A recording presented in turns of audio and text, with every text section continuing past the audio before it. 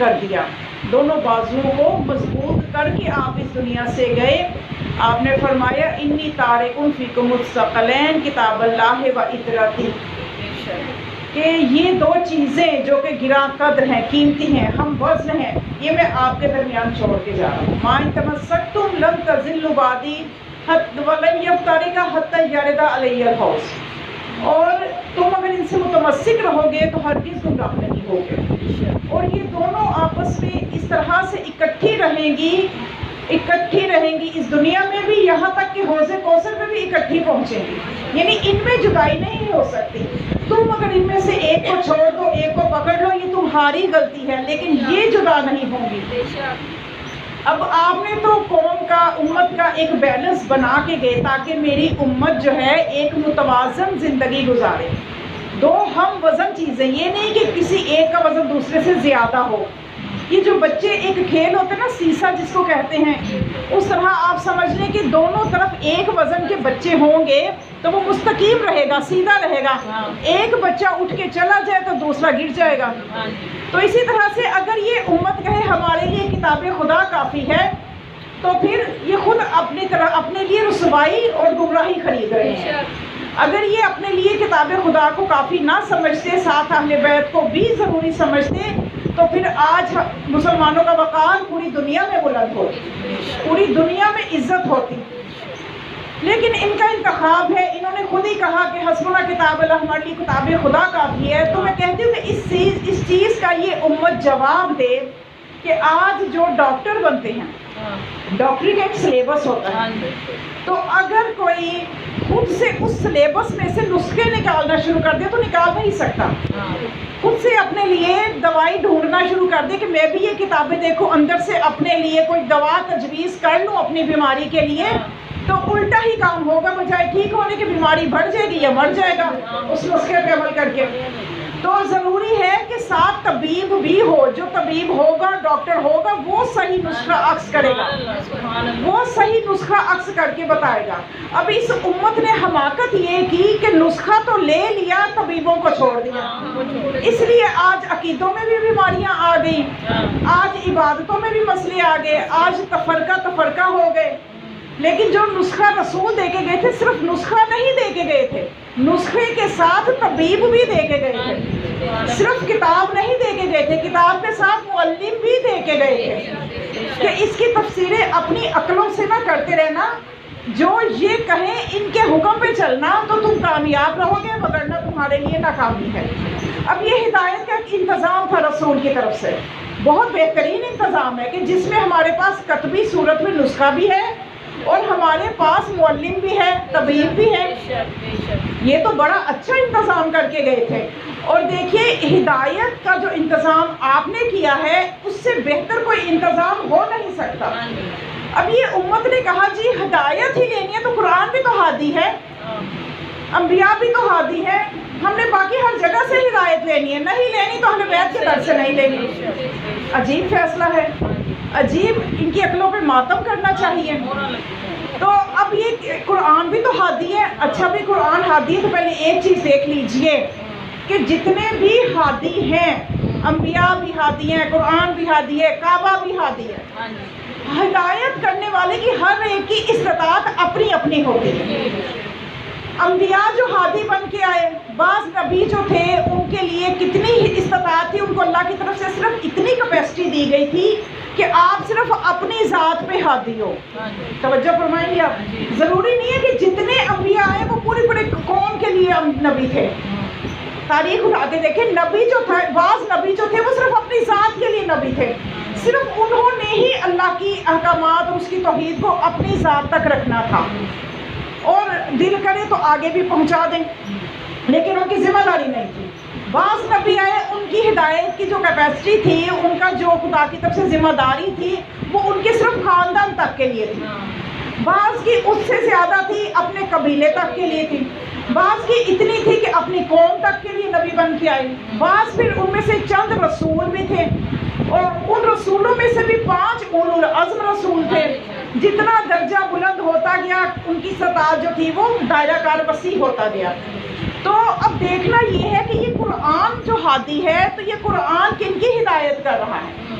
تو قرآن پہلی ہی آیت سورہ بقرہ کی شروع کی آیت ہی دیکھیں، الف لام میم ذالک الکتاب لا ریب فیہ ھدی للمتقین، کہ یہ قرآن اگر ہادی ہے تو صرف متقین کے لیے ہادی ہے۔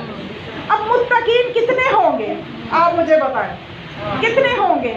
چند گن بھی سکتے ہیں؟ بالکل ہی تھوڑے سے ہوں گے۔ آپ اپنے علاقے میں، پوری قوم شیعہ میں، اس طرح سے جہاں بھی ڈھونڈنا چاہے، اکا دکا ہی کو آپ کو متقی نظر آئے گا، کہ جس کے بارے میں سب دیکھ رہے ہوں گے کہ اس میں صفات متقین ہیں۔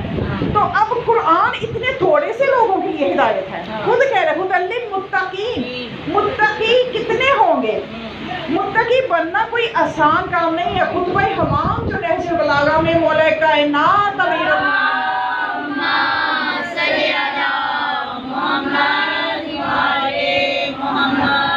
مشہور خطبہ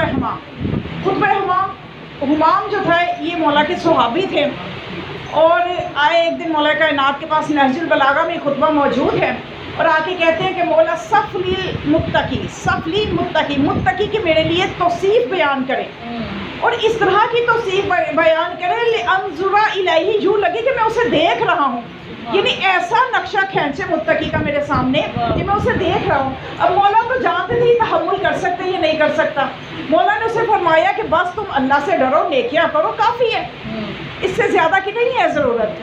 تو وہ کہنے لگا نہیں، مزید ہوا کہ نہیں مولا میرے لیے ایسا نقشہ کھینچیے کہ جیسے میں متقی کو دیکھ رہا ہوں۔ اب مولا نے جو نقشہ کھینچا تو 104 صفات بتائیں، 104 صفات، ان صفات کو نہج البلاغہ میں جا کے ذرا دیکھیے کہ متقی کون ہوتے ہیں۔ ان میں تواضع ہوتا ہے، ان میں اقتصار ہوتا ہے، ان میں یعنی اقتصادی اعتبار سے وہ میانہ روی کرتے ہیں، وہ تواضع کرتے ہیں، عاجز ہوتے ہیں۔ اور جب آپ نے صفات گنوانا شروع کی تو 104 صفتیں جب بتائیں تو حمام کا دم نکل گیا، حمام کا دم نکل گیا۔ اب وہ جو قیس بن اشعث تھا، وہاں پہ ایک منافق موجود تھا۔ منافق کون کہ جو اوپر سے تو کلمہ پڑھتے ہیں اور اندر سے کوئی اسلام کا کلمہ انہوں نے دل سے نہیں پڑھا ہوتا۔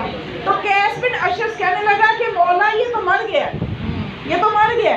تو مولا نے فرمایا کہ میں نے اسے منع کیا تھا کہ جتنا تمہیں سبق دے دیا ہے کافی ہے، اس نے ضد کی ہے تو میں نے بتایا ہے۔ یہ متقین کی صفات کو تحمل نہیں کر سکا، یعنی پھر بھی اس کی منزلت کا اندازہ کیجئے۔ آج ہمیں کو 104 کیا 2000 صفتیں بھی بتائے، ہم ٹس سے مس نہیں ہوتے، ہم ٹس سے مس نہیں ہوتے۔ ہماری معرفت کی منزل یہ ہے کہ ہماری آنکھ میں شاید ایک آنسو بھی نہ آئے، لیکن حمام کی یہ حالت ہو گئی۔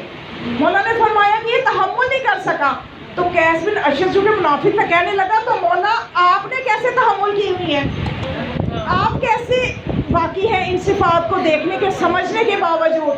تو امام نے فرمایا کہ میں امام المتقین ہوں۔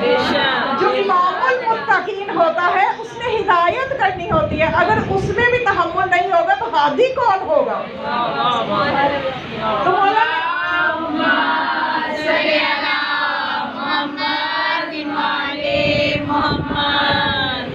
تو قرآن ہدایت کر رہا ہے، چند متقین کی ہدایت کر رہا ہے۔ اس کے بعد قرآن نے کہا کہ کعبہ بھی ہدایت ہے۔ اول بیت موضع للناس للذی ببکۃ مبارکا ھدی للعالمین، کہ وہ بابرکت گھر جو سب سے پہلے وضع کیا گیا، سب سے پہلے بنایا گیا، وہ مکہ ہے اور وہ ہادی ہے۔ اچھا، اب مکہ کی ہدایت جو بیت اللہ ہے اس کی ہدایت کا دائرہ کار کیا ہے؟ بیت اللہ کیسے ہدایت کرے؟ جو لوگ حج عمرہ کے لیے گئے ہیں وہ جانتے ہیں، میں بھی گئی ہوں ماشاءاللہ سے، تو میں نے دیکھا ہے کہ کعبہ سے کوئی آواز تو نہیں آئی بھئی آپ یہ ہدایت کا کام کرو، یہ کرو، یہ کرو، سمجھ نہیں آئی کہ کعبہ کیسے ہدایت کرے گا، کعبہ کیسے ہدایت کر سکتا ہے؟ کوئی بتائے کہ گیا جا کے وہ طواف کے دوران اسے کوئی آوازیں آئی ہوں کہ نماز قائم کرو، روزے رکھو، نیک بنو، کوئی ایسا نہیں ہے۔ تو قرآن کہنے کہ یہ ہادی ہے۔ اب کعبہ کب سے بنا ہوا ہے، کتنا قدیم ہے، اور ابھی آپ صلی اللہ علیہ وآلہ وسلم جو ہے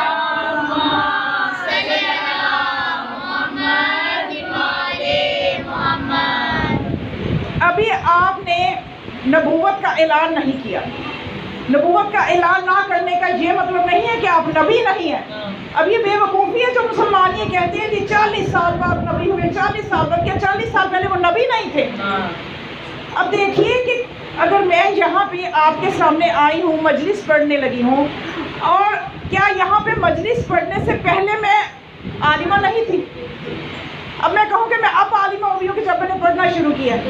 تو اب ہم نبی کے لیے کہیں کہ انہوں نے جب اعلان کیا تو نبی ہے، اس سے پہلے وہ نبی نہیں ہے یا اس سے پہلے وہ معصوم نہیں ہے، تو یہ غلط بات ہے. بلکہ رسول فرماتے ہیں کنت نبیم و آدم بین الماء والطین، میں تو تب سے نبی ہوں کہ آدم ابھی پانی اور مٹی کے درمیان. اور اسی طرح مولا کائنات نے فرمایا کنت مسیحا و آدم بین الماء والطین، میں بھی تب سے مسیح ہوں جب سے آدم آب و گل کے درمیان.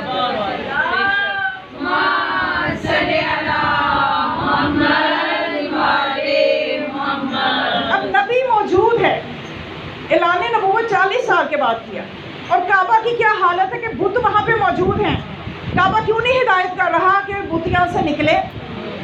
وہاں پہ بت موجود ہیں، کعبہ کے گرد براہنہ طواف ہو رہا ہے، جاہلیت کی ساری رسمیں کعبہ میں ادا کی جا رہی ہیں، ہر کسی قبیلے نے اپنا اپنا ایک بت بنا کے وہاں پہ رکھا ہوا ہے.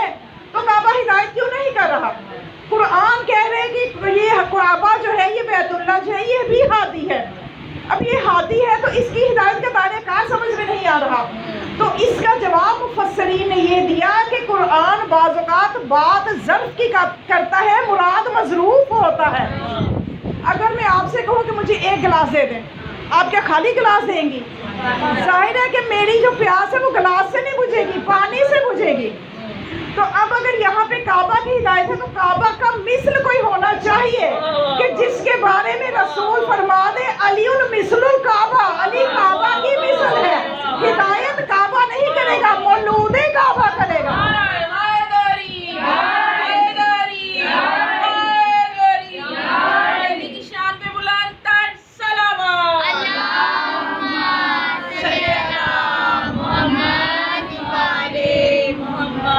ہدایت مولود کعبہ کرے گا. ایک مرتبہ جناب سیدہ قبر حمزہ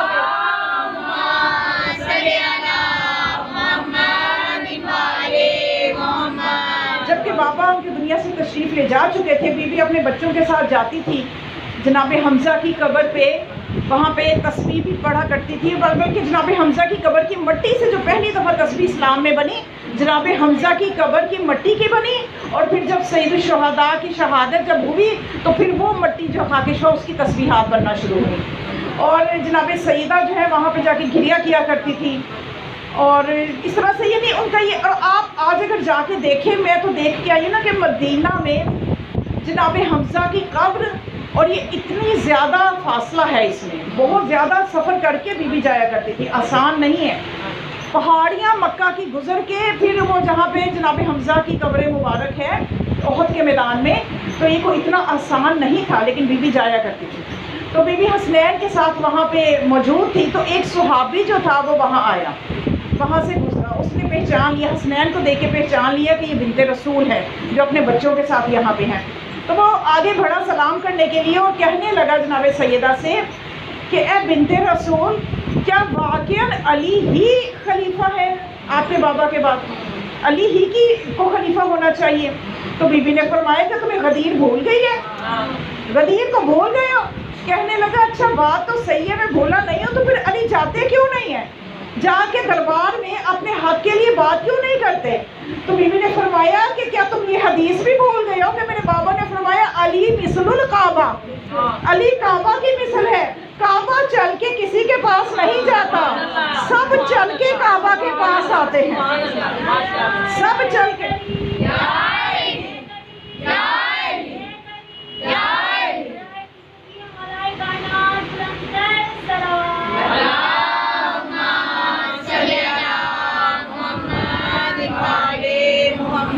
کعبہ ہدایت کے لیے نہیں جاتا، اور سب چل کے کعبہ کی طرف آتے ہیں. اور اگر کعبہ کے پاس نہ آ سکے تو ان کے لیے حکم یہ ہے کہ جو دور ہے وہ رخ کعبہ کی طرف کرے. اگر کعبہ کی طرف رخ نہیں کریں گے تو ان کی عبادتیں رد ہو جائیں گی. تو اسی طرح سے جو مثل کعبہ ہے وہ خود نہیں جائے گا، اس کے پاس چل کے آؤ. اگر چل کے نہیں جا سکتے تو اس کی محبت دل میں رکھ کے عبادت کرو. جس طرح کعبہ کی طرف رخ کیے بغیر عبادتیں رد ہو جائیں گی، اسی طرح مولود کعبہ کی محبت رکھے بغیر عبادتیں ضائع ہو جائیں گی. اور کعبہ جو ہے اس کو مرکز بنانے کا مقصد یہ تھا کہ دور کے لوگ بھی ہوں تو رخ کعبہ کی طرف ہو، اس لیے کہ دنیا پر مسلمانوں کی اتحاد کا، جمعیت کا ایک روب بنے، تاکہ مسلمان متحد رہے، ایک رہیں۔ تو اس لیے جو مثل الکعبہ ہے اس کو بھی عروۃ الوثقیٰ، اللہ کی مضبوط رسی کہا گیا، اور فرمایا کہ جب تم اس رسی کو تھامو گے تو ایک رہو گے۔ مولا کائنات وہ عروۃ الوثقیٰ ہے کہ ان کے ساتھ متمسک اس طرح سے رہو کہ تمہارا ایک اتحاد بن جائے۔ لیکن لوگوں کو ظاہری کعبہ تو سمجھ میں آ گیا، لیکن روح کعبہ کو نہیں سمجھ سکے، روح کعبہ کو نہیں سمجھ سکے۔ تو بی بی نے فرمایا کہ میرے بابا فرما کے گئے ہیں کہ علی مثل الکعبہ، کعبہ کبھی چل کے نہیں جاتا، علی کعبہ کی مثل ہے، کعبہ کے پاس چل کے آیا جاتا ہے، کعبہ کے پاس ہدایت کے لیے چل کے آیا جاتا ہے۔ تو اسی لیے دنیا نے بھی دیکھ لیا کہ واقعاً علی کعبہ کی مثل ہے۔ خلافت علی کے پاس چل کے آئی، خلافت چل کے آئی تو علی نے قبول کی، باقی خلافت کے پاس چل کر گئے۔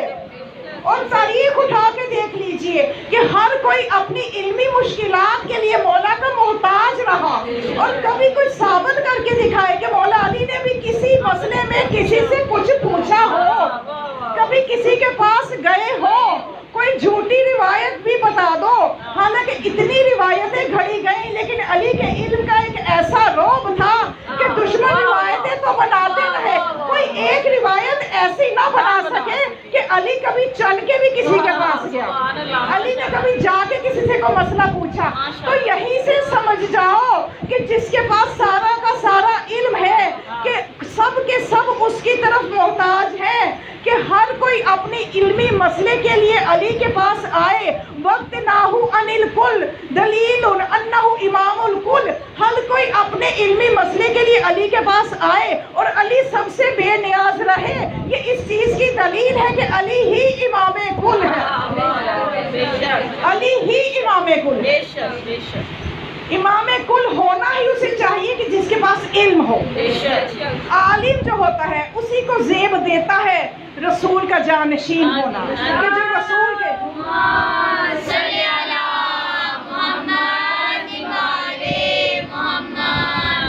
یہ تو دائرہ کار ہے کعبہ کی ہدایت کا۔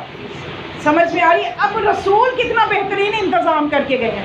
یہ بد نصیبی تو ہماری اپنی ہے کہ ہم نے ایک کو پکڑا دوسرے کو چھوڑ دیا۔ ایک جو کثیر طبقہ ہے مسلمانوں کا، انہوں نے کہا جی حسبنا کتاب اللہ، دوسروں نے کہا کہ ہم تو دونوں کو تھامے ہوئے ہیں، لیکن یہ حقیقت ہے کہ انہوں نے تھاما ایک کو ہی ہوا ہے۔ قرآن ہم نے بھی کبھی نہیں کھولا، قرآن ہم نے بھی کبھی نہیں کھولا، اس لیے ہم بھی کامیابی کے اس مرتبے پہ نہ جا سکے۔ اگر ہم بھی دونوں کو تھامے نا صحیح معنوں میں، ہم بھی دونوں کو جیسے عقیدے میں رکھتے ہیں ویسے عمل میں بھی لائیں، ان سے تمسک کریں، قرآن کے پیغامات کو پڑھیں، اس کا ترجمہ پڑھیں، تفسیر پڑھیں۔ یہاں ابھی اگر میں درس کا اعلان کروں، لو جی یہ محرم سفر ختم ہونے کے بعد یہاں دروس ہوں گے، یہ جو مجمع ہے نا یہ 5 لوگ بھی نہیں آئیں گے، ایسا ہی ہوتا ہے۔ تو اس لیے کوئی یعنی پریشانی کی بات ہمارے لیے بھی ہے کہ تھاما ہم نے بھی دونوں کو نہیں ہے۔ تو اب یہ جو انتظام رسول خدا نے کیا تھا کہ یہ ہدایت کے انتظام ہے کہ تمہارے لیے 2 بہترین چیزیں چھوڑ کے جا رہا ہوں، ان سے متمسک رہنا، اور ان کی ہدایت کا دائرہ کار میں نے آپ کو بتا دیا۔ اب عالمین کی ہدایت کون کرے؟ تو یہ یقیناً وجود مصطفیٰ ہے کہ جس کے لیے قرآن کہہ رہا ہے وَمَا أَرْسَلْنَاكَ إِلَّا رَحْمَةً لِّلْعَالَمِينَ، کہ اے رسول میں نے تجھے عالمین کے لیے رحمت و ہدایت بنا کے بھیجا۔ عالمین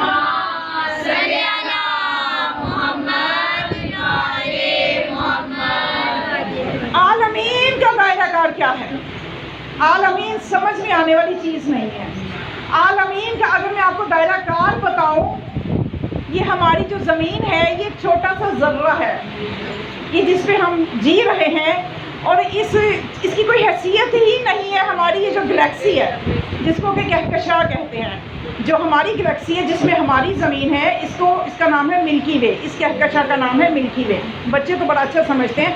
تو اب اس طرح سے، اور یہ سب سے چھوٹی کہکشاں ہے، اور اس چھوٹی کہکشاں میں بھی کروڑوں میل سفر کیا جائے تو پھر کہیں جا کے بھی یہ جو ہے ہمیں اس کہکشاں کو ہی مسخر نہیں کر سکتے۔ تو اس کے باہر جو بڑی بڑی کہکشاں ہیں ان کے درمیان میں کروڑوں سالوں کا فاصلہ ہے، یعنی اتنا بڑا عالمین ہے۔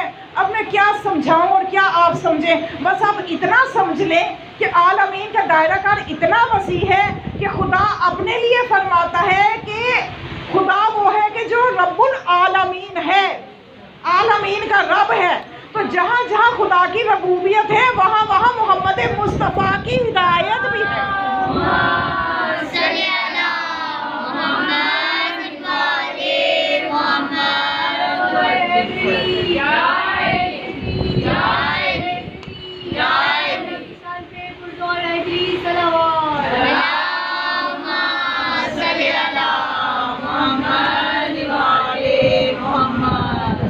کچھ سمجھ میں آئے کہ ہمارے نبی محمد مصطفیٰ صلی اللہ علیہ وسلم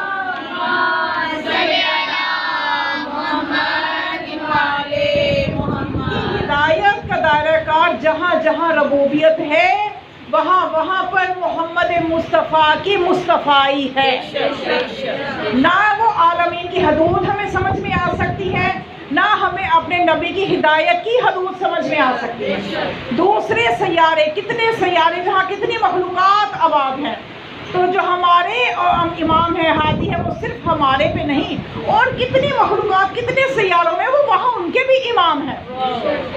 ان کے دائرہ کار ہدایت ہمیں سمجھ میں نہیں آ سکتا کہ کتنی عالمین کے لیے وہ ہادی بن کے آئے ہیں، عالمین کے لیے ہادی بن کے آئے ہیں۔ اور ہمارے نبی کی رحمت اور اخلاق، اس کا کوئی اندازہ کیسے کر سکتے ہیں کہ جو عالمین کے لیے رحمت ہے، لوگوں نے کیسے کیسے آپ کے اخلاق کو آزمایا کہ آپ جب حسنین کو ایک مرتبہ پیار کر رہے تھے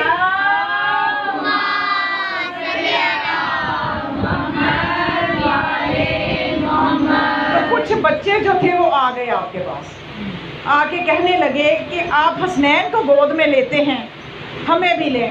اب یہ جو واقعہ آپ سنیں، اس سے اندازہ یہ ہوتا ہے کہ وہ بچے آئے نہیں تھے، بھیجے گئے، کیونکہ ایک فطری بات ہے، آپ کے گھروں میں بھی بچے، آپ کو اندازہ ہوگا کہ بچہ یا اپنے باپ سے کہتا ہے مجھے گود میں لو، کبھی کسی غیر کو نہیں کہتا کہ مجھے گود میں لو۔ اس کا مطلب یہ سکھائے گئے بچے ہیں۔ آ گئے اور آپ حسنین کو گود میں لیتے ہیں، ہمیں نہیں لیتے۔ اب رسول اللہ جو ہے وہ ناطق قرآن ہے، ان کے سینے میں قرآن موجود ہے۔ اب قرآن کے اوپر قرآن تو آ سکتا ہے، لیکن قرآن کے اوپر دوسری کتاب نہیں آ سکتی۔ آپ دیکھیے، کہیں بھی دیکھ لیجیے، قرآن پہ قرآن تو رکھے ہوتے ہیں، اوپر کسی کوئی بھی کتاب نہیں رکھی ہوتی۔ تو اب حسنین کو تو آپ اٹھا سکتے ہیں کہ وہ وارثان قرآن ہے، ناطق قرآن ہے۔ اب یہ جو ان کا امتحان لیا گیا بچے بھیج کے، ایک طرف اخلاق کا امتحان ہے، خلق عظیم کے مالک ہیں، دوسری طرف یہ امتحان ہے۔ تو آپ حکمت عملی دیکھیے اپنے نبی کی کہ آپ کے پاس ہدیے کے اخروٹ آئے ہوئے تھے۔ بچے تو بچے ہیں، آپ نے بچوں سے کہا کہ اخروٹ لینا چاہو گے یا گودی آنا چاہو گے؟ بچوں نے کہا اخروٹ لینا چاہیں گے، وہ تو چیز لے کے خوش ہوں گے، جو سکھایا تھا اس کو بھول کے اخروٹ نظر آ گئے تو اخروٹ کا کہہ دیا۔ تو آپ کا خلق عظیم جو ہے وہ بھی اپنی جگہ رہ گیا، اور قرآن پہ قرآن ہی آ سکتا ہے۔ یہ آپ کے اخلاق، آپ کا خلق ہے جو ہمارے لیے اسوہ حسنہ ہے۔ تو بس مومنات، یہ دائرہ کار جو ہے ہدایت کا، نبی کا اور وسیع کی جو دائرہ کار ہے، ہر ایک ہادی کا دائرہ کار اس کی علمی استطاعت کے حساب سے ہوتا ہے۔ اگر کوئی دوسرا ہادی بننا چاہے کہ میں بھی بہت بڑا ہادی ہوں، میں بھی نام کما لوں، آج علی جو دعویٰ کرتے ہیں سلونی کا میں بھی کر لوں تو میری بھی اتنی عزت بن جائے گی، تو بھائی علی جو دعویٰ کرتے ہیں وہ تو علم لدنی کے مالک ہیں، علم رسول کے وارث ہیں۔ تو اگر کوئی اور علی جیسا بننا چاہے تو ہرگز نہیں بن سکتا۔ اب جو میں آپ کو روایت بتا رہی ہوں وہ طبقات ابن سعد میں موجود ہے۔ طبقات ابن سعد اہل سنت کی معتبر کتاب مانی جاتی ہے، اس میں یہ روایت موجود ہے کہ ایک مرتبہ جو خلیفہ ثانی ہے جب منبر رسول پہ بیٹھ گئے، جب انسان کو جگہ اونچی مل جائے تو وہ سمجھتے ہیں کہ واقعی میں بھی اونچا ہی ہو گیا، میں بھی بلندی پہ ہی آ گیا ہوں۔ اس نے سوچا کہ میں بھی کیوں نہ سلونی کا دعویٰ کر دوں۔ اب سلونی کا دعویٰ کر بیٹھے، سلونی پوچھو میرے سے بھی جو پوچھنا ہے، میں بھی جواب دوں گا۔ اب ہوا یہ کہ یہودیوں کا ایک، کیونکہ وہاں مدینہ میں ایسے تھا، یہودی عیسائی سب مکس اکٹھے رہ رہے تھے، محلے بھی اسی طرح سے تھے۔ اب یہودی اکٹھے ہو کے آ گئے، دور دور دراز سے جب یہ پہنچا، ان کے تک یہ آواز پہنچی کہ جو خلیفہ رسول ہے اس وقت وہ سلونی کا دعویٰ کر رہا ہے، وہ آگے اکٹھے ہو کے آگے سوالات پوچھنا شروع کیے۔ سب سے پہلے انہوں نے دیکھا جو حلیہ تھا، انہیں کچھ سمجھ نہ آئی کہ جو ہم نے کتابوں میں دیکھا یہ تو میچ ہی نہیں کر رہا۔ کہنے لگے آپ ہی ہمیں سوالوں کے جواب دیں گے، آپ ہی جانشین رسول ہیں؟ کہنے لگا ہاں جی میں ہی ہوں۔ جب تیسری دفعہ پوچھا کہ یقین ہے کہ آپ ہی، انہوں نے کہا تخت پہ میں بیٹھا تمہیں نظر نہیں آ رہا، میں ہی خلیفہ رسول ہوں۔ جب تیسری مرتبہ اعتراف کیا تو انہوں نے کہا آپ پوچھو کیا پوچھنا چاہتے ہو۔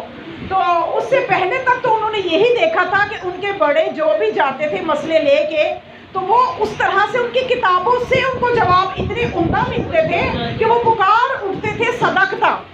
صاحب انجیل جو ہے ان کو انجیل سے جواب، تورات والوں کو تورات سے جواب، ہر ایک کو اس کی کتاب سے جواب۔ اب یہ بھی چاہتے تھے، ان کو پتا تھا کہ ہمیں اسی طرح سے جواب ملے گا۔ انہوں نے کیا کیا، سوالات کرنا شروع کر دیے صاحب منبر سے کہ آپ ہمیں یہ بتائیے کہ آسمان کا تالا کیا ہے، آسمان کا تالا کیا ہے۔ اب یہ پریشان ہو گئے، آسمان پہ دروازہ کون سا لگا ہوا ہے جس سے تالا ہوگا؟ پریشان ہو گئے ہوں گے کہ دروازہ تو کوئی نظر نہیں آ رہا، تو تالا کہاں لگانا ہے؟ تو جواب نہ آیا، پریشان ہو گئے۔ کہنے لگے اچھا چلو بتا دو اس کی چابیاں کیا ہیں۔ سوچا ہوگا تالے کا پتہ نہیں، چابیاں کیسے بتا دیں۔ 2-3 سوال پوچھے، کوئی جواب نہ ملا، پریشان ہو گئے۔ تو وہ یہودی جو تھے انہوں نے کہا کہ یہ اسلام جو ہے یہ علم کا مذہب ہے ہی نہیں، یہ ہم تک جھوٹ باتیں پہنچی ہیں کہ اسلام علم کا مذہب ہے۔ اب سلمان جو دروازہ مسجد میں کھڑے یہ سارا منظر دیکھ رہے تھے، دوڑتے ہوئے ام البنین کے گھر گئے۔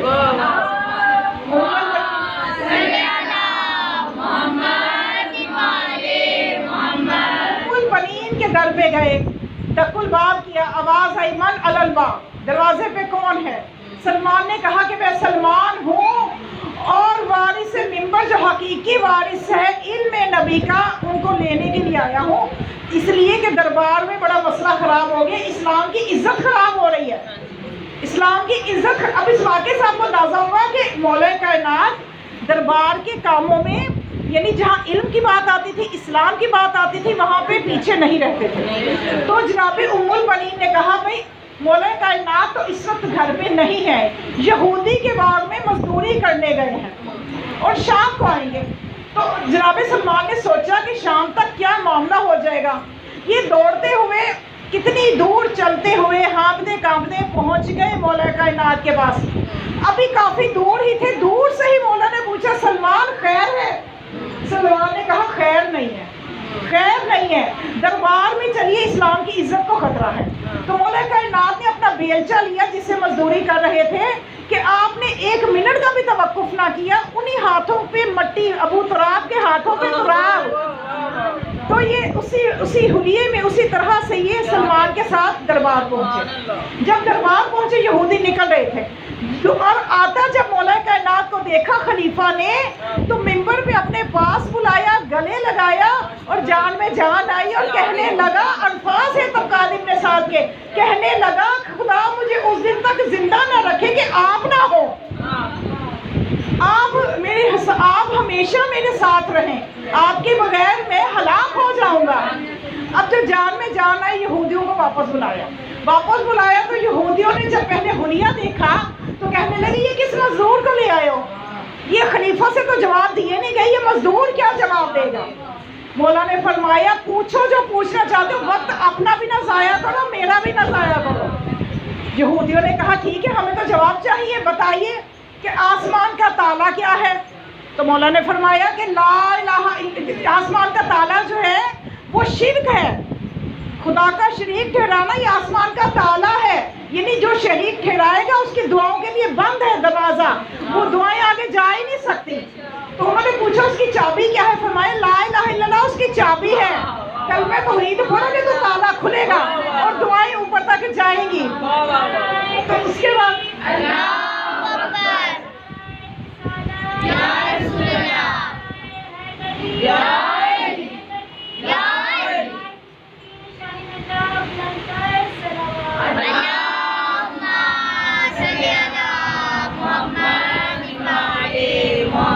اگلا سوال یہ پوچھا کہ بتائیے کہ وہ کون سے جانور ہیں جو بغیر ماں کے دنیا میں آئے ہیں، بغیر ماں باپ کے دنیا میں آئے ہیں۔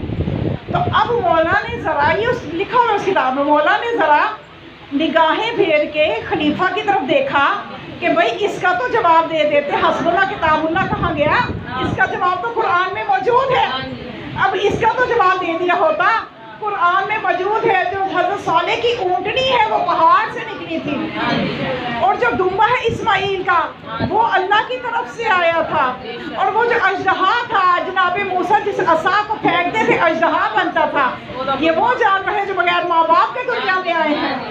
اب یہ یہودی جو تھے ڈر گئے کیونکہ ان سے یہ معاہدہ ہو چکا تھا، مولا نے فرمایا تھا اگر میں نے جواب دے دیا تو تم نے ادھر آ جانا ہے۔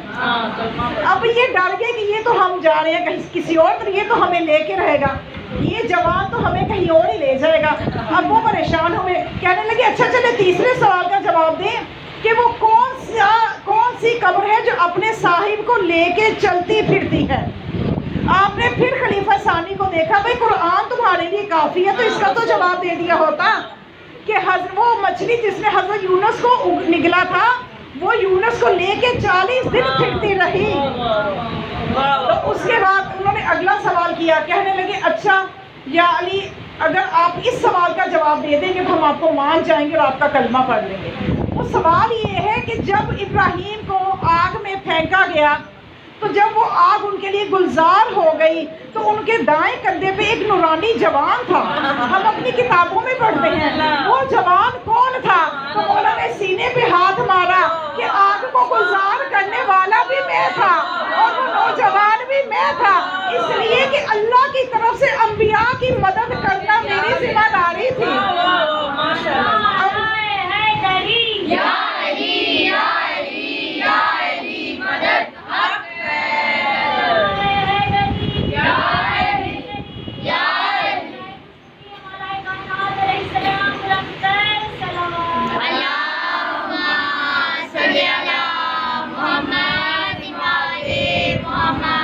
اب انہوں نے تو مدد کی ہے انبیاء کی بھی، دنیا میں آنے سے قبل بھی یہ مدد کرتے رہے، انبیاء کی مدد کرتے رہے، اور آج اگر کوئی نعت علی کے لیے سندیں مانگے، نعت علی کی سند ضعیف ہے، نعت علی اتنی نہیں اتنی ہے، یہ ہے وہ ہے، بھئی آپ کو نعت علی پہ اعتبار نہیں ہے آپ نہ کرو، ہمیں ہے ہم کرتے ہیں۔ آپ کو نعت علی جو ہے اس کی سند کی ضرورت ہے، آپ اس کو سند کی تلاش میں چل پھر رہے ہو، سرگرداں ہو تو سند کو چھوڑو، آزما کے دیکھ لو، آزما کے دیکھ لو کہ نعت علی پڑھ کے دیکھ لو کہ ہر ناممکن ممکن ہو جاتا ہے۔ میں نے تو خود آزمایا، میں تو منبر کی ذمہ داری سے کہہ رہی ہوں، میں نے تو خود آزمایا ہے، ہمیں سندوں کی کیا ضرورت، ہم تو پریکٹیکل لوگ ہیں، ہم تو پریکٹس کر کے دیکھتے ہیں، ہم تو پریکٹس کر کے دیکھتے ہیں۔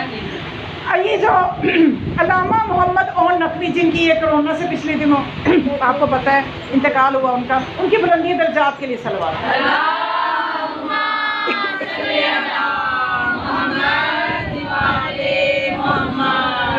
وہ بیان کرتے ہیں کہ ایک سیمینار ہوا کراچی میں، میٹرو ہوٹل ہے وہاں پہ سیمینار ہوا، اتحاد بین المسلمین، اور یہ کون سا دور تھا کہ جب قائم علی شاہ تھا وہاں سندھ کا تھا، وزیر اعلیٰ تھا، تو اس کے دور میں یہ رکھا گیا، اور اس میں کیا تھا کہ اس میں شرح اس طرح سے تھی کہ جو بریلوی تھے یہ تقریباً 80% تھے، 70-80% بریلوی تھے، دیوبندی تھے، بریلوی تھے کوئی 50-60%، اور شیعہ تھے صرف 2%۔ اتنے سے شیعوں کو بھی دعوت دے دی۔ اب مسلمین میں مسلمان تو جب سمجھتے ہیں نا، تو اس میں جی انہوں نے شیعوں کو بھی بلا لیا، تو وہاں پہ انہوں نے جب یہ ساری جو کانفرنس ہو چکی، ہر کوئی اپنے اپنے لیکچر دے چکا، تو اس کے بعد جو فیروز الدین جو کہ انچارج تھا اس پوری سیمینار کا، اس نے آخر میں تقریر کی اور اس نے یہ کہا کہ ہم ٹھیک ہے کہ ایک دوسرے کی مسجدوں میں بھی جاتے ہیں، لیکن میں 2 قدم آگے بڑھنا چاہتا ہوں۔ اس نے کہا، فیروز الدین نے کہا میں 2 قدم آگے بڑھنا چاہتا ہوں کہ ہم جو ہے اپنے ممبروں سے پنجتن پاک کے فضائل بیان کرتے ہیں، اور تم اپنے ممبروں سے ان تینوں کے فضائل بیان کرو۔ یہ تو اتحاد ہے نا کہ تم بھی بیان کرو فضائل۔ اب یہ جو اون نقوی ہے ان کو کوئی جواب نہیں دے رہا، اب کیا جواب دے، اس کو کون دے، سب تقریریں کر چکی ہیں. تو کہتے ہیں کہ میں نے ناد علی پڑھا کہ مجھے ایک موقع مل جائے کہ میں ذرا جا کے جواب دوں.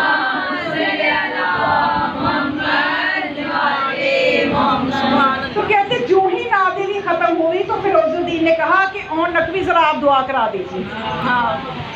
کہتے مجھے موقع مل گیا، میں دعا کرانے گیا تو میں نے ان سے یہ کہا کہ ہمیں خوشی ہوئی کہ آپ 2 قدم آگے بڑھے، میں 4 قدم آگے بڑھتا ہوں.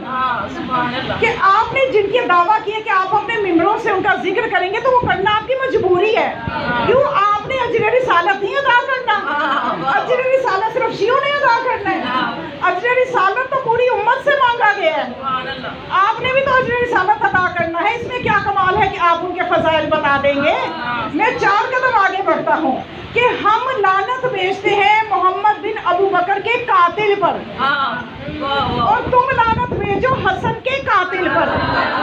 ہم لعنت بھیجتے ہیں ام المومنین عائشہ کے قاتلوں پر، تم لعنت بھیجو بنت رسول زہرا کے قاتلوں پر. یہ اصل میں پھر تو سمجھ میں آئے گی کہ کون آگے قدم بڑھا رہا ہے. اب یہاں پہ کیا جواب دیں، یہاں پہ پریشان ہو گئے. اور یہ فرمان امام باقر علیہ السلام بھی ہے،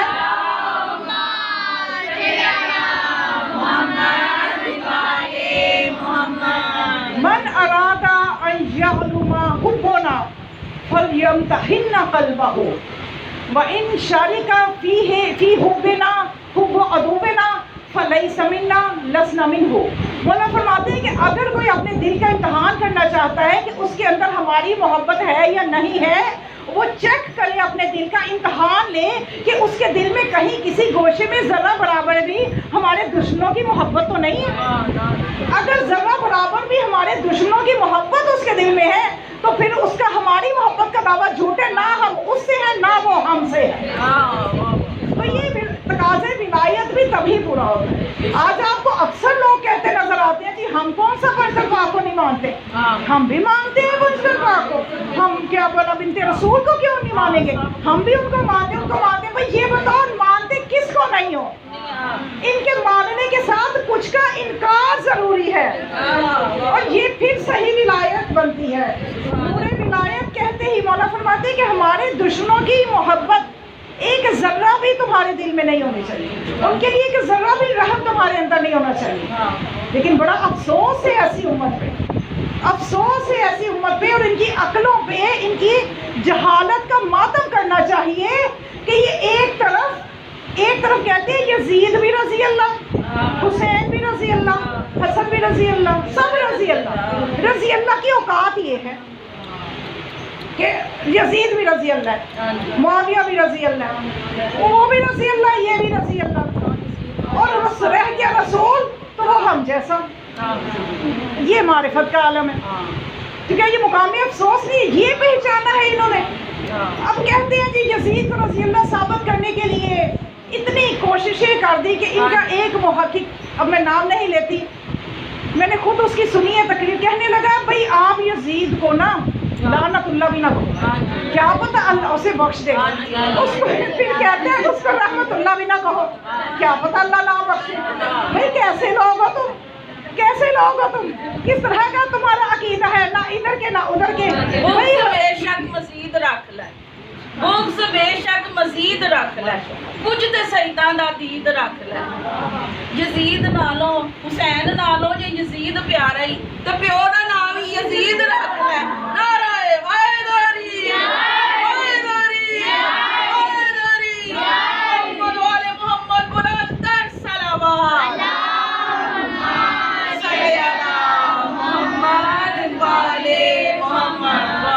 خوبصورت میں کہتی ہوں عقیدہ ہے کہ نہ رحمت اللہ کہو نہ لعنت اللہ کہو. بھائی ہم ایسا عقیدہ نہیں مانتے. ہم جس دین پہ عمل کرتے ہیں، ہم جس عقیدے کے مالک ہیں، ہمارا عقیدہ عقلی بھی ہے، ہمارا عقیدہ 2 اور 2 4 کی طرح مستحکم ہے، اس میں کوئی شک کی گنجائش نہیں ہے. ہم جس کو مانتے ہیں تو مانتے ہیں، اس کا اقرار ہم کعبہ میں جا کے بھی کریں گے، کعبہ کی چھت پہ جا کے بھی کریں گے کہ علی حق ہے، علی حق ہے. اور اگر جس کو نہیں مانتے تو اس پہ ہم لعنت بھیجتے ہیں، صبح کو بھی بھیجتے ہیں، شام کو بھی بھیجتے ہیں. क़यामत तक भेजते रहेंगे। हम ऐसा अकीदा नहीं रखते कि ये भी ना कहो तो ये भी ना कहो, हम एक ही अकीदा रखते हैं और उसमें कोई शक नहीं है, वो ऐन अकल के मुताबिक है, ऐन कुरान के मुताबिक है। हमारा बच्चा उस अकीदे का कायल है, हमारा जवान उस अकीदे के नारे लगाता है। अब ये अफसोस है इनकी अकलों पे, ना रहमतुल्लाह कहो ना लानतुल्लाह कहो, अब फिर क्या रास्ता निकालते हैं। मैं अफसोस इस बात का करती हूँ कि यजीद को बख्शवाने के लिए अहले बैत का मुकाम कम कर देते, कहते हैं कि अल्लाह तो कितना बख्शने वाला है, अल्लाह की रहमत उसके गज़ब पे छाई हुई है, क्या पता अल्लाह बख्श दे तो ये जो तुम लानते भेजते हो ये तुम्हें कहीं जहन्नुम में न ले जाए। सोचिए, अब बच्चे तो परेशान हो जाएंगे जब इस तरह की चीजें सुनेंगे तो परेशान हो जाएंगे। अच्छा, तो उन्हें जब कहा जाए भी अल्लाह क्यों उन्हें बख्शेगा, अल्लाह जो है वो अपने हक तो माफ कर देगा, बंदों के हक नहीं माफ करेगा। अब यजीद ने जो बंदों पे जुल्म किया है, उसकी मखलूक पे जुल्म किया है, मासूम मौला पे जुल्म किया है, तो ये अल्लाह कैसे बख्शेगा। तो फिर कहने लगते हैं आगे से कि चलो अल्लाह ने ना बख्शा तो हुसैन करीम इब्ने करीम है, अगर हुसैन ने बख्श दिया तो तुम क्या करोगे, तो फिर तुम तो चले जाओगे ना जहन्नुम में। तो मैं इन्हें एक ही जवाब दूंगी कि देखो ये जो जहन्नुम है ना, ये जहन्नुम अल्लाह ने खुशी से नहीं बनाई। अल्लाह कब चाहते हैं कि उसके बंदे जहन्नुम में जाएं? अल्लाह ने तो जन्नत बनाई कि मेरे सब बंदे जन्नती हो जाए, लेकिन जहन्नुम इसलिए बनाई कि साथ ये कह दिया लबिस्तम अन्नासु अला हुब्बे अली लमा खलक़तुन नार, कि अगर लोग अली की मोहब्बत में इकट्ठे हो जाते मैं जहन्नुम को खल्क ना करता। तो ये यजीद तो अली से खुली दुश्मनी कर रहा है। और ये रिवायत भी सिर्फ हमारी किताबों की नहीं है, याद रखें ये आपकी किताबें भी गवाह हैं कि अल्लाह ने जो जहन्नुम को बनाया है अली के दुश्मनों के लिए बनाया है, और अली का सबसे बड़ा दुश्मन यजीद है, जिसने अलल ऐलान कहा कि आज मैंने बदर का बदला लिया, आज मैंने अली से बदला लिया। तो इस हदीस को कहाँ लेके जाएंगे जनाब। तो ये बातें करना आसान होती है, उनको जरा अकल से परख भी लिया करें। तो ये मामला है इस उम्मत का। अफसोस है कि इन्होंने उस नुस्खे को समझा ही नहीं जो नबी दे के गए थे कि तुम्हारे दरमियान दो गिरा कद्र चीज़ें छोड़ के जा रहा हूँ। बस खुदा हम सबको तौफीक दे कि हम हकीकी मारिफत के साथ उन हस्तियों के नक्शे कदम पे चलें। तो बस मोमिनात, बड़ा जुल्म किया इस उम्मत ने, कैसा अजर रिसालत अदा की, कैसा अजर रिसालत अदा किया कि मौला सज्जाद फरमाते हैं कि अगर हमारे लिए अजर रिसालत के बजाय हमारे जद ने हमारे लिए अजर रिसालत ना मांगा होता तो फिर भी ये इतना जुल्म ना कर पाते जितना जुल्म इन्होंने अजर रिसालत के नतीजे में किया। आज बस मोमिनात आपको मैंने चंद जुमले मसाइब के हदिया करने हैं उस मासूम शहजादे के जो 6 माह का सिन है, जिसका सिन छोटा है लेकिन शहादत बड़ी अजीम है। अली असगर जो है ना, ये इस घराने का 6 माह का बच्चा हमारे घराने के बच्चों के 6 माह के बच्चे की तरह नहीं है। जनाब अली असगर ये वो किरदार है करबला का, इतनी बड़ी अजीम कुर्बानी है कि बड़ी बड़ी कुर्बानियों ने वो काम नहीं किया जो अली असगर की कुर्बानी ने किया। क्योंकि लोग के नेज़ा पे नन्ना सा सर देख के तो लोग पूछते थे ये कैसी जंग थी, ये 6 माह के बच्चे का क्या कसूर था, क्या ऐसे बच्चे ने क्या जुल्म किया कि इसके सर को भी तन से जुदा कर दिया गया। ये सवाल आज तक लोग पूछते हैं। और मोमिनात, जनाब अली असगर भी हादी हैं, ये भी हिदायत करते हैं, ये भी हजात को पूरा करने की इस्तात रखते हैं। कई उलमा मुज्तहिदीन की ज़िंदगियां हैं कि वो अली असगर से हिदायत, अली असगर ने कई लोगों की हिदायत की है। एक वाक़या है खुरूश खुदा में, अली रज़ा सबती ये लोग वाक़या लिखते हैं कि एक शख्स था जो कि काफ़िले लेके जाया करता था ज़ियारात के। बस मैं थोड़ी सी मारिफत करवा दूँ कि अली असगर की शहादत का असर आपको समझ में आ जाए। छोटा सा वाक़या है। तो वो कहते कि 3 साल से मैं अब 300 तक काफ़िले में अब तक अपनी ज़िंदगी में ले जा चुका था। मशहद से ईरान इराक काफ़िले लेके जाते थे, इराक में और ईरान की भी ज़ियारात। तो कहते हैं कि मैंने देखा कि जब हम नजफ़ के लिए एयरपोर्ट पे मौजूद थे तो मुख्तलिफ लोग, जो तुर्की की फ़्लाइट्स भी वहाँ होती हैं और दुबई की फ़्लाइट्स भी होती हैं, वहाँ के लोगों के हुलिये मुख्तलिफ होते हैं। उन्होंने हिजाब नहीं किया होता, यानी वहाँ जो दुबई जा रहा है या जो तुर्की जा रहा है उनके अजीब से हुलिये होते हैं। اور جو زائرین ہوتے ہیں ان کے حلیے اور ہوتے ہیں. تو وہ جو سالار قافلہ نا وہ کہہ رہے ہیں کہ میں اپنے دوست سے یہی ہم باتیں کر رہے تھے کہ ان لوگوں کے حلیے مسلمان ہونے کے باوجود کتنے عجیب ہیں کہ حجاب کا پتہ نہیں ہے. تو کہتے ہیں کہ اتنے میں نے دیکھا کہ 2 مرد عورت اور ان کے ساتھ ایک جوان لڑکی وہ میری طرف آئے اور پوچھنے لگے کہ کیا یہی قافلہ ہے جو جا رہے زیارات کے لیے. تو کہتے ہیں کہ میں نے کہا کہ ہاں یہی قافلہ ہے. تو وہ کہتے ہیں کہ ہم بھی زیارات کے لیے جا رہے ہیں. تو کہتے ہیں کہ میں حیران ہوا کہ وہ جو لڑکی تھی اس کا حلیہ بھی ترکی کے جو مسافر عورتیں تھیں ان کے جیسا تھی. حجاب نام کی چیز نہیں تھی. تو میں حیران ہوا کہ آج تک میں 300 قافلے لے کے گیا ہوں, میں نے کوئی ایسی ظاہرہ نہیں دیکھی. تو کہتے کہ میں حیران تھا, بہرحال میں کچھ کہہ نہیں سکا. وہ سفر ہم کرتے رہے تو میں اندر درس دیتا رہا کہ ہم بڑی ایسی ہستیوں کے در پہ جا رہے ہیں, ہمیں ان کی حرمت کا خیال کرنا ہے, ہمیں اپنے آپ کو ایسا بنا کے لے کے جانا ہے. تو اس طرح سے یہ نہیں براہ راست بھی کہہ رہا تھا لیکن اشارہ دے رہا تھا کہ وہ بھی سن لے. کہتے کہ یہاں تک کہ جب ہم نجف پہنچے تو وہ جو لڑکی کے ماں باپ تھے وہ میرے کمرے میں آئے اور آ کے کہنے لگے کہ دیکھو بھائی یہ جو ہماری بچی ہے یہ ڈاکٹر ہے اور یہ ایک ہی ہماری بیٹی ہے, ہماری زندگی کا سرمایہ یہی ہے. ہم نے کبھی اس کی تعلیم میں لگے رہے ہیں اور ہمیں توجہ نہیں دے سکے. یہ کیسی دوستوں میں اٹھتی بیٹھتی رہی ہے کہ اس کو دین کا کچھ پتہ نہیں. اور آج ہم اس کو یہاں اسی لیے لے کے آئے ہیں کہ اس کو ہدایت مل جائے. تو آپ جب باتیں کرتے ہیں اس کو لگتی ہیں, وہ کمرے میں آ کے ہم سے کہتی ہے کہ وہ مجھے کہتے ہیں. ہم اس کو سمجھاتے ہیں کہ نہیں وہ تمہیں نہیں کہتے, تو وہ کہتی ہے نہیں آپ مانے یا نہ مانے وہ مجھے کہتے ہیں. مجھے یہ چیز اچھی نہیں لگتی, مجھے یہ بہت برا لگتا ہے. تو ہم آپ کو یہ کہنے آئے ہیں کہ ہماری بچی کا مزاج بگڑتا ہے, آپ نہ ہی اس طرح کی بات کیا کریں. ہم چاہتے ہیں کہ یہ ہدایت لے کے جائے, یہ نہ ہو کہ یہ پہلے سے بھی ہمیں زیادہ پریشان کرے. تو یہ کہتے ہیں کہ میں خاموش ہو گیا کہ میں کیا کہہ سکتا تھا. تو کہتے ہیں کہ جب ہم اس کے بعد نجف کی زیارات کے بعد کربلا گئے, ابھی ایک رات ہی گزری تو میں ہوٹل کی لابی میں صبح کے وقت موجود تھا کہ میں نے ایک حجاب میں خاتون کو دیکھا. تو وہ آئی میرے پاس اور مجھے آ کے کہتی ہے کہ اپنی ابا مجھے دے, میں نے اس کو دھونا ہے. تو یہ کہنے لگے کہ آپ کون ہیں. کہنے لگی آپ نے پہچانا نہیں ہوگا, میں وہی بے حجاب لڑکی. اور مجھے یہ ہدایت میرے مولا حسین نے دی ہے.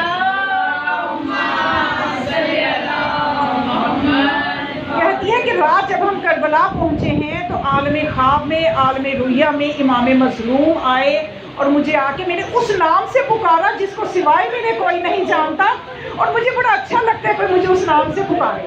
مولا نے اس نام سے مجھے پکارا اور پھر مجھے کہا کہ اے میری بیٹی میں نے تجھے یہاں بلایا ہے, یہاں کوئی آ نہیں سکتا جب تک میں نہ بلاؤں. اے بیٹا تجھے میں نے یہاں بلایا ہے. اور دیکھو وہ جو سالار تمہیں باتیں کرتا ہے وہ ہماری باتیں جو اس کی زبان سے جاری ہوتی ہیں ان کا احترام کیا کرو, وہ ہماری ہی باتیں تمہیں تک پہنچاتا ہے.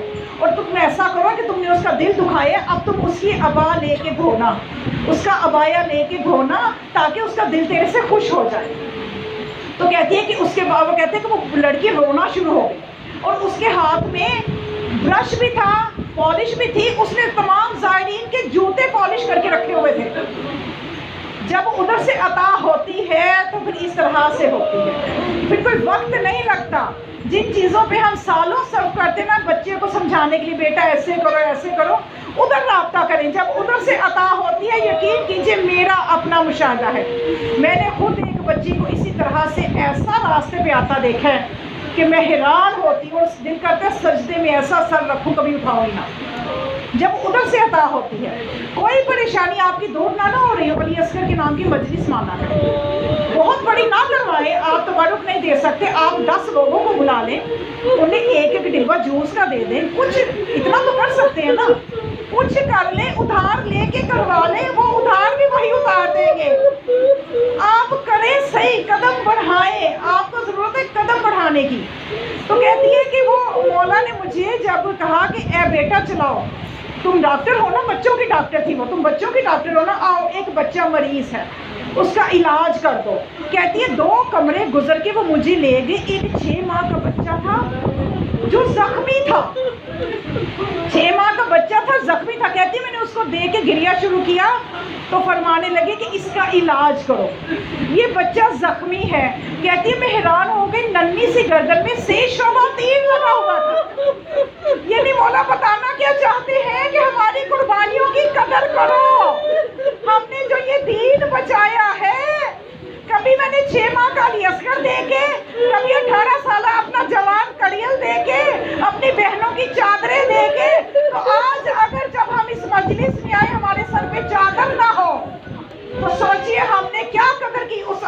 رہی تھی، اگر ہم اپنی بچیوں کو شفون کے دوپٹوں میں مجلس میں لے آئیں، سارا سر ننگا ہو رہا ہو، ہم نے کیا قدر کی حسین کی قربانیوں کی؟ اگر ہم اپنی بچیوں کو حجاب نہیں سکھا سکے، ہم نے کیا قدر کی ان قربانیوں کی؟ اس واقعہ سے یہ سمجھ لیجئے کہ مولا بتانا یہ چاہتے ہیں کہ میرے 6 ماہ کے بچے نے جو تیر کھایا ہے اس کی قدر کرنا۔ تو وہ بچی کہتی ہے کہ میں نے اس بچے کو جب سے دیکھا میرے آنسو نہیں تھم رہے، مولانا مجھے یہ بتائیے اس بچے کو تیر کیوں مارا گیا؟ کیونکہ یہ اس نے اپنے دین کو کبھی سنا ہی نہیں تھا، پڑھا ہی نہیں تھا۔ تو انہوں نے جب بتایا کہ کربلا کا میدان تھا، پانی مانگنے پہ تیر مارا گیا، تو وہ اتنا روئی کہنے لگی مولانا ایسا کب ہوتا ہے کہ چھوٹے سے بچے کے لیے پانی مانگا جائے اور اس کے بدلے میں تیر مار دیا جائے؟ ایسا کب ہوتا ہے؟ اور وہ اتنا روئی کہ ہچکی بند گئی اور رو کے کہتی ہے کہ میں نے دیکھا وہ تیر زہر آلودہ تھا، وہ تیر زہر آلودہ تھا۔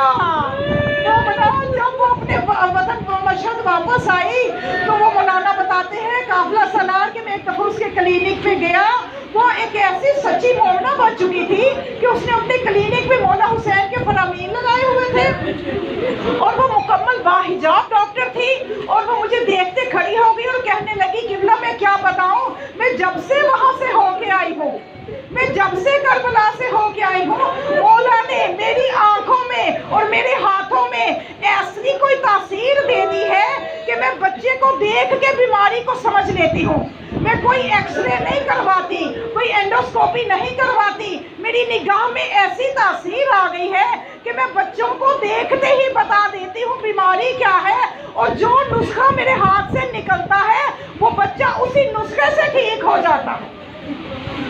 یہ عطا ہوتی ہے ادھر سے۔ تو مومنات 6 ماہ کا بچہ سہ شعبہ تیر کا نشانہ اس امت نے بنایا۔ آج یہ لوگ پوچھتے ہیں کہ تم روتے کیوں ہو؟ میں کہتی ہوں آپ کے گھروں میں کیا اولاد نہیں ہے؟ آپ کے گھروں میں معصوم بچے نہیں ہیں؟ چھوٹے بچے کو کتنے پانی کی ضرورت ہوتی ہے؟ ظالموں، چھوٹے بچے کو چند گھونٹ پانی، چند قطرے پانی۔ اور علی اصغر کی حالت ایسی ہو چکی تھی کہ لب نیلے ہو چکے تھے، رخسار سیاہ ہو چکے، آنکھیں اندھس چکی تھی۔ یہ حالت جب مولا نے اپنے بچے کی دیکھی تو اپنی بہن ام کلثوم سے فرمایا میرا بچہ مجھے دو، میں اسے پانی پلا لاؤں۔ اب جب مولا پانی پلانے لے کے گئے، ان ملعونوں نے مولا کے ہاتھ میں علی اصغر کو دیکھا، بجائے پانی پلانے کے حرملا نے تیرے ستم کا ایسا نشانہ بنایا، بچے کے گلے سے خون کا فوارہ نکلا۔ میرے امام مظلوم امام باقر فرماتے ہیں کہ میری جدی مظلوم نے خون آسمان کی طرف پھینکا اور وہ واپس نہ آیا۔ اگر خون زمین پہ آ جاتا، زمین کی زرخیزی ختم ہو جاتی۔ میرے مولا نے کچھ خون اپنے چہرے پہ مل لیا، وہ رو کے کہا اے میرے خدا